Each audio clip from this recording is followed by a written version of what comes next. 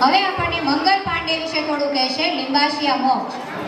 લિંબાશિયા મોક્ષ કિરીટભાઈ છે. હું ધોરણ 3માં અભ્યાસ કરું છું.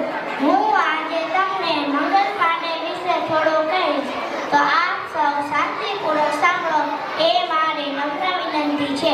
મંગલ પાંડે ભારતના પ્રથમ સ્વતંત્રતા સેનાની હતા. તેમણે અંગ્રેજો સામે વિદ્રોહ કર્યો હતો.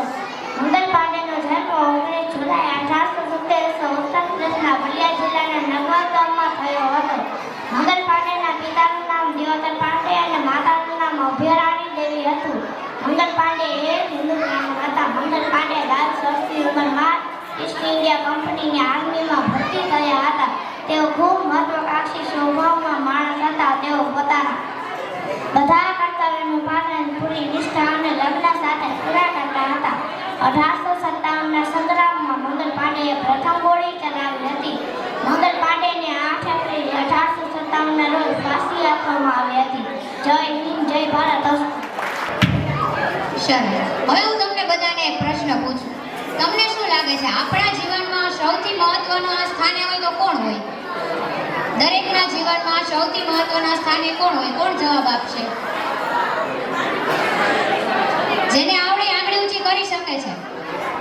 આપણા જીવનમાં સૌથી મહત્વનું સ્થાન આપણા જીવનમાં કોણ ધરાવે છે?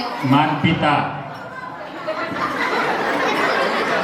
સરસ, માતા પિતા. કારણ કે માતા પિતાથી મોટું આ દુનિયામાં કોઈ નથી.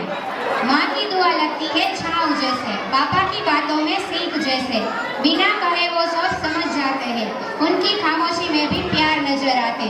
तो આપણા જીવનમાં માતા પિતાનું સ્થાન શું છે તેના વિશે આપણને થોડું કહેશે સોયલિયા હર્ષિતા. 7માં અભ્યાસ કરું છું. આજે હું તમને માતા પિતા વિશે થોડું જણાવીશ. આ દુનિયામાં બે જ સાચા જ્યોતિષ છે. મનની વાત સમજી જતી મા અને ભવિષ્યને ઓળખી જતા પિતા. ભગવાન તરફથી આપણને મળેલી કિંમતી ભેટ એટલે માતા પિતા. આપણે માતા પિતાનું સન્માન કરવું જોઈએ. માતા પિતાની કોઈ કિંમત આંકી શકાય નહીં. માતા પિતા વગર આપણા જીવનનો કોઈ અર્થ નથી હોતો. ભગવાન પછી માતા પિતાને બીજું સ્થાન આપવામાં આવે છે. માતા પિતા વગર આપણા જીવનની કલ્પના પણ કરી ન શકાય. માતા પિતા જ છે. માતા પિતા જ આપણને આ દુનિયામાં લાવે છે. માતા પિતાનો પ્રેમ શરત વગરનો હોય છે. આ દુનિયામાં કોઈ નથી જે કોઈ પણ શરત વગર આપણી દેખભાલ કરે. માતા પિતા જ આપણું સમર્થન કરે છે. આપણા જીવનમાં બાળપણથી લઈને મોટા થવા સુધી માતા પિતા ખૂબ મોટી ભૂમિકા ભજવે છે. આપણે કેટલા મોટા થઈ જઈએ પણ માતા પિતાની નજરમાં આપણે નાના જ રહીએ છીએ. રાષ્ટ્રમાં હું તમને એક પંક્તિ કહીશ. ભૂલો ભલે બીજું બધું, મા બાપને ભૂલશો નહીં. અગણિત છે ઉપકાર એના, એ કદી વિસરશો નહીં. અસ્તુ. ढूंढ लो सारी दुनिया में मगर कोई नेक इंसान नहीं मिलेगा. जाकर देख लो मंदिर मस्जिद में भी माँ बाप से बड़ा कोई भगवान नहीं मिलेगा. હવે આપણને સરસ આપણું ગુજરાતી ખાણું એટલે કે બાજરાનો રોટલો અને ખાટી મીઠી છાશ એવો સરસ ડાન્સ લઈને આવે છે નાના નાના ભૂલકાઓ. મહાદેવ મહાદેવ એ બેહો બેહો. હું આલે છે હું આલે જો મંદિર હતી આયલો આવું એ રમલો જો આઠનું લઈને નીકળો. આ બે રમલા ના રે બાબા એવા ક્યાં હોતો જ છે.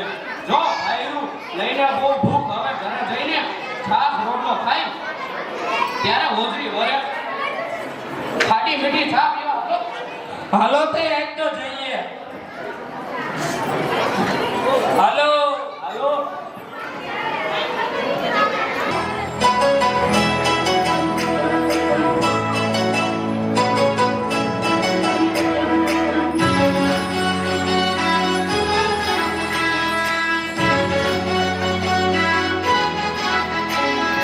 બાજરાનો રોટલો ને ખાટી મીઠી છાશ